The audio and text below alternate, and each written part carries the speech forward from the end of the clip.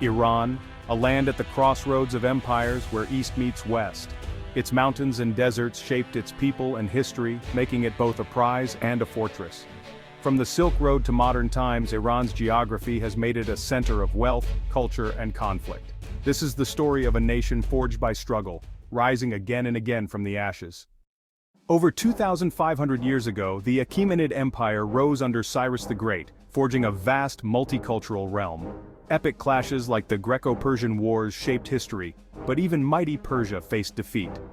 The arrival of the Islamic Caliphate transformed Iran, yet Persian culture endured and flourished. Centuries later, the Safavid dynasty unified Iran, establishing Shia Islam and a unique national identity.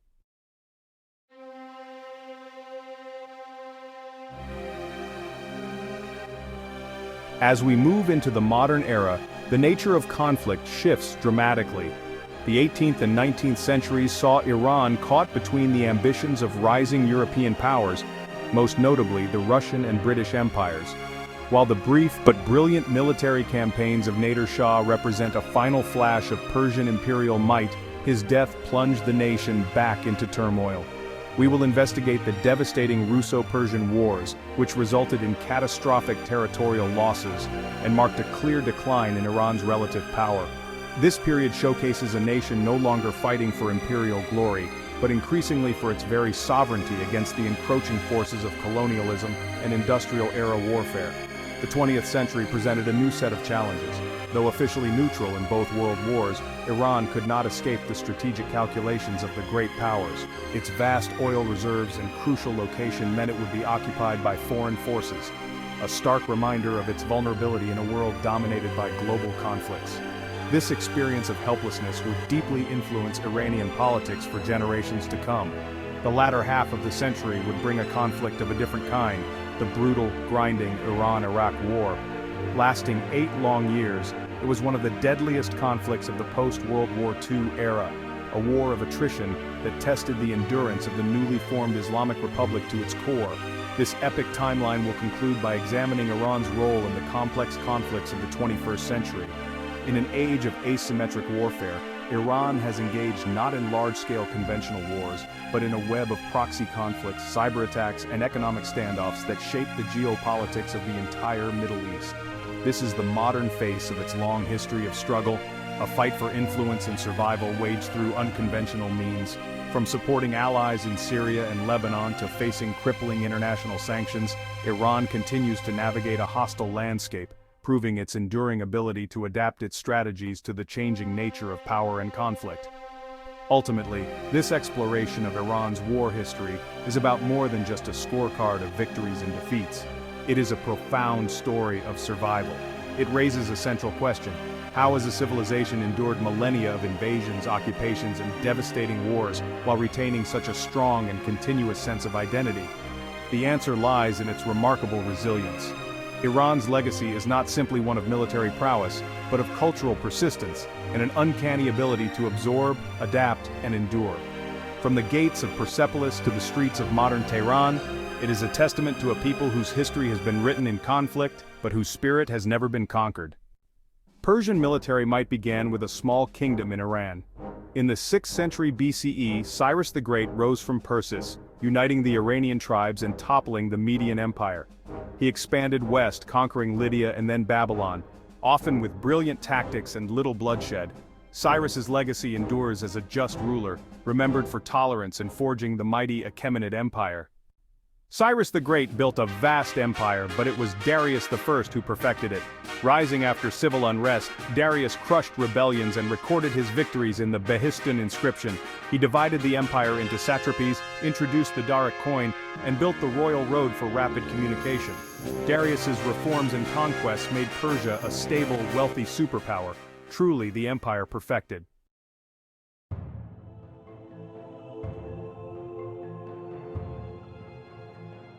On Persia's western fringe, the Greek city-states of Ionia rebelled against Persian rule, igniting the Ionian Revolt in 499 BCE. Athens sent a small force to aid the Ionians, and together they burned the Persian city of Sardis, a direct challenge to King Darius. Persia responded with overwhelming force, crushing the revolt and punishing the rebels, but the Athenians' involvement made them a new target. Darius vowed revenge, setting the stage for a greater conflict. The spark in Ionia would soon ignite a war between East and West.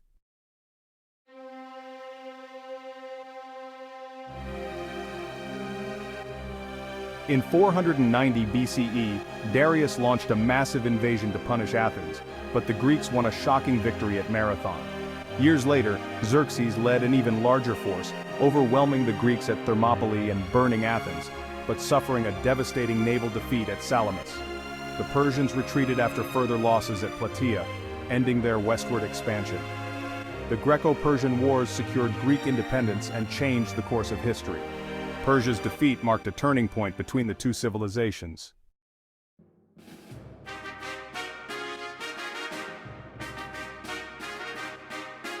Centuries after the Achaemenids, Ardashir then overthrew the Parthians in 224 CE, founding the Sassanid Empire. The Sassanids revived Persian traditions and made Zoroastrianism the state religion, forging a powerful centralized state. Shapur I humiliated Rome by capturing Emperor Valerian, announcing Persia's return as a superpower. Elite Sassanid cavalry and a strong bureaucracy made the empire a dominant force for centuries. The Sassanids would soon face their greatest rival, Rome.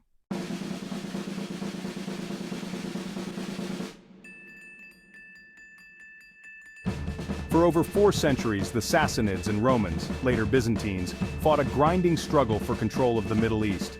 The conflict drained both empires, culminating in a devastating war that left them exhausted and vulnerable. Heraclius's counterattacks shattered the Sassanids, forcing a humiliating peace. Both empires, weakened and depleted, stood on the brink of collapse.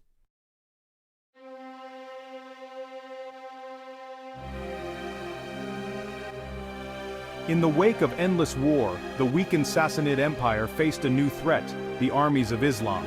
Arab forces, united and driven, defeated the Persians at Al-Qadisiyah and captured Ctesiphon. The last Sassanid king fled, but was defeated at Nahavan, the victory of victories. Within a decade, the Sassanid Empire vanished, and Persia entered a new Islamic era. The ancient world had ended, a new chapter for Iran had begun. After the Arab conquest, Iran became part of the Islamic world, but Persian culture endured, shaping its new rulers. In the 11th century, the Seljuks, nomadic Turkic horsemen, swept into Iran, establishing a powerful empire. Visionary leaders like Nizam al-Mulk built schools and fostered Persian culture, but the Seljuk Empire's unity was short-lived. By the late 12th century, Iran was divided again, unprepared for the next great storm on the horizon.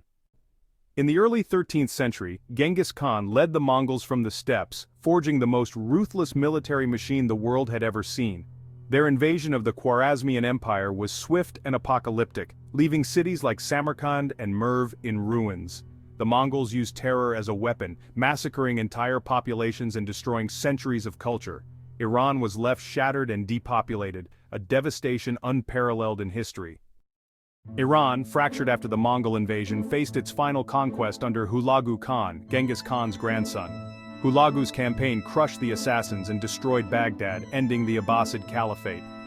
He founded the Ilkhanate, and over time the Mongol rulers adopted Persian customs and Islam, transforming from conquerors into sovereigns of a sophisticated civilization. The Ilkhanate's legacy is one of both destruction and cultural fusion. After the Ilkhanate's collapse, Iran fractured into warring kingdoms. Then came Timur, brilliant, brutal, and infamous for his cruelty. His campaigns devastated cities like Isfahan and Shiraz, plunging Iran back into chaos. Yet, amid destruction, Timur sparked a brief cultural renaissance in Samarkand. Out of this suffering, Iranians longed for unity, paving the way for a new independent dynasty. Out of the chaos left by the Timurids, a new movement emerged: the Safavid, a Sufi order in Ardabil. Led by the young Shah Ismail, the order became a powerful force, backed by the fiercely loyal Kizilbash warriors. At just 14, Ismail captured Tabriz and declared himself Shah, founding the Safavid dynasty and making Shia Islam the state religion. Ismail's zeal united Iran, but set it against powerful Sunni neighbors, especially the Ottomans, sparking conflicts that shaped the region for centuries. The rise of a militant Shia state on the Ottoman border was a threat Sultan Selim I could not ignore. Determined to crush the Safavids, he marched east with a modern army. On the plains of Chaldiran in 1514, Ottoman cannons and janissaries shattered Shah Ismail's Kizilbash cavalry. The Safavids suffered a devastating defeat, forcing them to modernize and hardening Iran's Shia identity for centuries to come. Under Shah Abbas the Great, the Safavid dynasty reached its golden age. Facing threats from Ottomans and Uzbeks, Abbas reformed the military, built a new capital at Isfahan, and fostered trade in the arts. He made Shia Islam central to Iranian identity, leaving a legacy that endures in Iran today. In the early 1700s, Iran was in chaos after the fall of the Safavid dynasty and invasions by Afghans, Ottomans, and Russians. From this turmoil rose Nader Shah, a brilliant military leader of humble origins. He drove out the invaders, restored Iran's unity, and forged a powerful, multi-ethnic army. Crowned in 1736, Nader Shah's ambition and military genius made Iran a formidable empire, if only for a brief, brilliant moment. With his rivals defeated, Nader Shah turned east toward the riches of Mughal India. In 1738, he swept through Afghanistan and captured key cities with ease. At Karnal, his smaller but disciplined army crushed the massive Mughal force. Nader entered Delhi, but a deadly uprising led to a brutal massacre and the city's plunder. He seized legendary treasures, returning to Iran as the wealthiest monarch of his time. Yet, his empire, built on fear, would not survive him. Nader Shah's assassination in 1747 plunged Iran into chaos, as his empire fractured and warlords battled for control. Amid this turmoil, Russia expanded south, threatening Persia's weakened borders.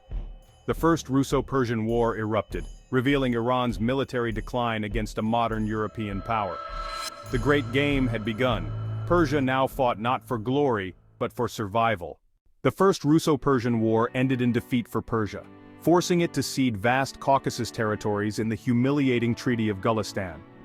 A second war brought even harsher terms with the Treaty of Turkmenchay, stripping Iran of more land and sovereignty. These defeats marked a turning point, leaving Iran weakened and vulnerable to foreign domination. In the early 1900s, Iran was caught between British and Russian ambitions. The weak Qajar dynasty struggled as foreign armies turned Iran into a battlefield during World War I, bringing chaos and famine. When World War II erupted, Iran's neutrality was again ignored. Britain and the Soviet Union invaded, forcing Reza Shah to abdicate. Years of occupation left deep scars, fueling Iranian nationalism and mistrust of foreign powers for generations.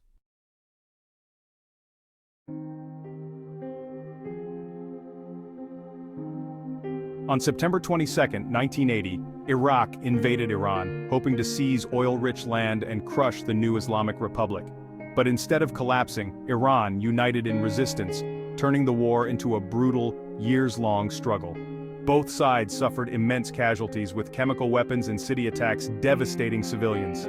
After 8 years, a UN ceasefire ended the conflict, leaving borders unchanged but a generation forever scarred.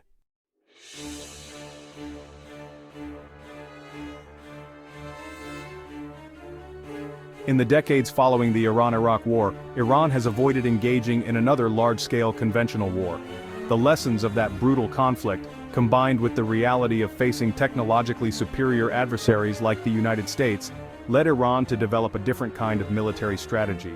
This modern approach is not based on direct state-on-state confrontation, but on a sophisticated and patient strategy of asymmetric warfare, regional influence, and the use of proxy forces. Iran has learned to fight its battles indirectly, extending its power and defending its interests through a network of allied states and non-state actors across the Middle East, a strategy often referred to as building an axis of resistance. This strategy is most visible in countries torn by instability. In Lebanon, Iran's long-standing support for Hezbollah has transformed the group into a powerful political and military force, arguably stronger than the Lebanese state army itself. Hezbollah acts as a major deterrent against Israel, serving as Iran's forward presence on the Mediterranean.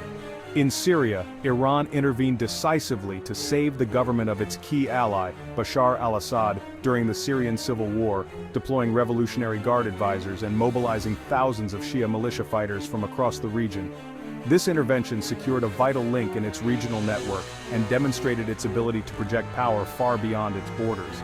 In post-Saddam Iraq, Iran has cultivated deep ties with numerous Shia political parties and paramilitary groups, giving it immense influence over its neighbors' politics and security. In Yemen, Iran has provided support to the Houthi movement in their conflict against a Saudi-led coalition, bogging down its main regional rival in a costly and difficult war. These are not wars fought by Iranian armies on foreign soil, but conflicts where Iran provides funding, training, weapons, and strategic guidance to local partners who share its geopolitical goals. This allows Iran to challenge its powerful adversaries like the United States, Israel, and Saudi Arabia, without risking a direct and potentially catastrophic military confrontation. This new form of conflict is not without its costs. Iran's strategy has made it a central player in the region's most intractable conflicts, but it has also drawn significant international condemnation and crippling economic sanctions. The modern battlefield for Iran is also fought in cyberspace, through sophisticated cyber attacks, and in the global economy through what is often described as economic warfare. Iran's modern survival is defined by this complex, multi-front struggle. It has not suffered a major military defeat in this new era, but it faces constant pressure, demonstrating a remarkable resilience and a capacity to adapt its ancient tradition of strategic thinking to the challenges of the 21st century. Iran's history is a scorecard of epic victories and devastating defeats. From the glory of Cyrus the Great and the ancient empires to catastrophic invasions and modern wars, each era shaped the nation's destiny. Today, success is measured not by conquest but by survival and resilience, preserving identity against overwhelming odds.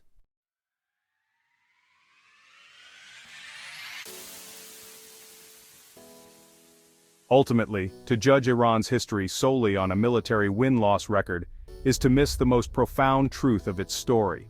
The single greatest theme that emerges from this millennia-long saga of conflict is not victory or defeat, but survival. This is a civilization that has been conquered, occupied, and decimated time and time again, yet it has never been permanently broken. It has endured the fall of multiple empires, absorbed waves of devastating invasions, and navigated the treacherous currents of modern global politics, all while maintaining a continuous and distinct cultural and national identity. This remarkable resilience is perhaps Iran's greatest and most significant victory. This endurance is rooted in a powerful sense of cultural identity. After the Arab conquest, Persian language and culture did not just survive, they flourished, profoundly shaping the Islamic Golden Age. After the Mongol Holocaust nearly wiped Persian civilization off the map, it was Persian art, poetry, and administrative practices that eventually civilized the conquerors themselves. The Safavids forged a unique Shia identity that became a fortress for the nation's spirit, distinguishing it from its powerful neighbors and hardening its resolve through centuries of conflict. This cultural persistence has acted as a form of spiritual armor, allowing the soul of Iran to withstand shocks that would have shattered other nations.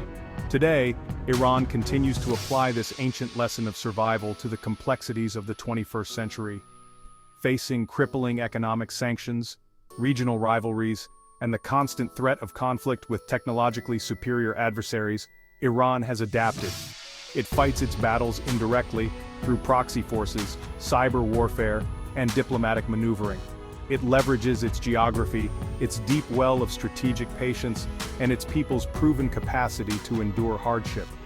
This is the modern expression of a defensive posture honed over centuries of struggle, a strategy that prioritizes the preservation of the state and its revolutionary ideals above all else, accepting long-term pressure as the price of independence. From the ruins of Persepolis to the bustling streets of contemporary Tehran, the story of Iran is a testament to the enduring power of a people and their identity. It is a history written in the ink of poets and the blood of soldiers, a chronicle of empires that rose and fell, and a nation that refused to disappear. The final verdict on Iran's war history is not found in the tally of its battles but in the simple, undeniable fact that it is still here. After thousands of years at the crossroads of empires, Iran remains a pivotal and resilient civilization, a living monument to the idea that the ultimate victory is to survive. It demonstrates that a civilization's true strength is measured not by the wars it wins, but by its capacity to survive the wars it loses, to rebuild from the rubble, and to carry its unique cultural flame forward into a new dawn again and again. Now back to June 13, 2025. Israel's surprise attack on Iran. What will be the outcome? Will Israel achieve its goal and disarm Iran and also remove the supreme leader? Will this unprecedented move by Israel change everything? Like, share and subscribe.